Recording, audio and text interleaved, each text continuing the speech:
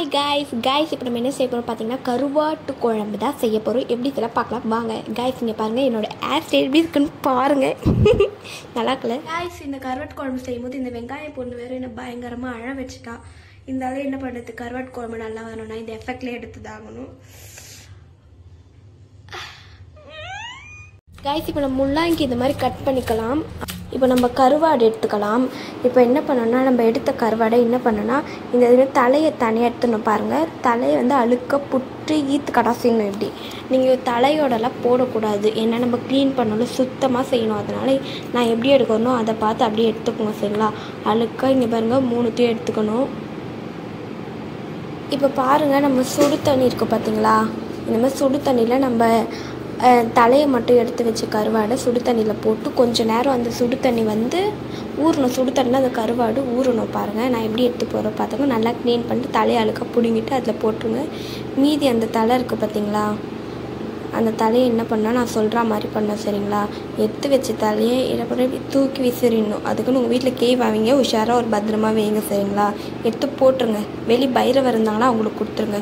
இப்போ என்ன பண்ணணும்னா அந்த தண்ணி வந்து ஊறட்டும், கருவாடு ஊறிட்டுருக்கோம்.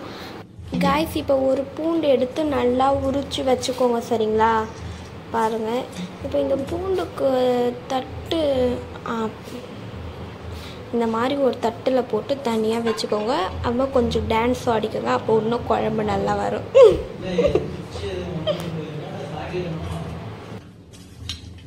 காய்ஸ் உங்கள்கிட்ட ஒரு சீக்ரெட் சொல்ல மறந்துட்டேன். நம்ம சமைக்கும் போது டான்ஸ் ஆடிட்டே சமைச்சோன்னா அந்த சமையல் இன்னும் சூப்பராக வருமா தெரியுமா. இப்போ பார்த்தீங்கன்னா நம்ம தேவையான பொருளெல்லாம் எடுத்தாச்சு, நீங்களே பார்த்தீங்கல்ல என்னென்ன இருக்குதுன்னு பார்த்துக்கோங்க. அதுக்கப்புறம் எப்போவுமே போல் எண்ணெயை நல்லா காய வச்சு இப்போ கடுகு சீரகம் வெந்தயம் போட்டு அது நல்லா வெடித்து முடிச்சிட்ட பிறகு நம்ம கட் பண்ணி வச்ச வெங்காயம் போட்டுக்கலாம்.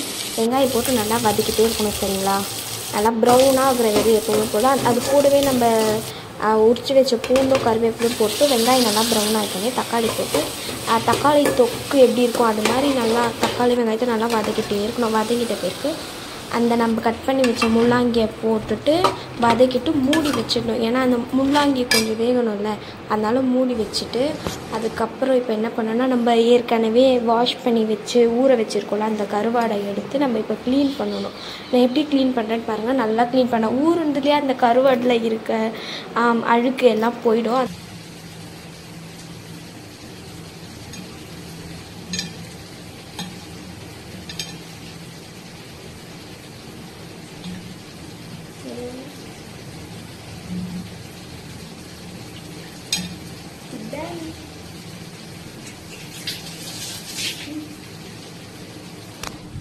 காய்ஸ் இப்போ அந்த முள்ளாங்கி வந்துட்டு பேர் நம்ம தேவையான அளவு உப்பு போட்டுக்கிட்டு தேவையான அளவுக்கு நம்ம வீட்டு மிளகாத்தூள் சேர்த்துக்கலாம் சரிங்களா. உங்களுக்கு காரம் எந்த அளவுக்கு ஸ்பைஸாக வேணால் எக்ஸ்ட்ராவே சேர்த்துக்கலாம். அதுக்கப்புறம் தண்ணி ஊற்றிட்டு அதை நல்லா கொதிக்க விடுங்க. கொதிச்சிட்ட பேருக்கு கொதிக்கணும் சரிங்களா. கொதிச்சிட்ட பேருக்கு தான் புளி தண்ணி ஊற்றணும்.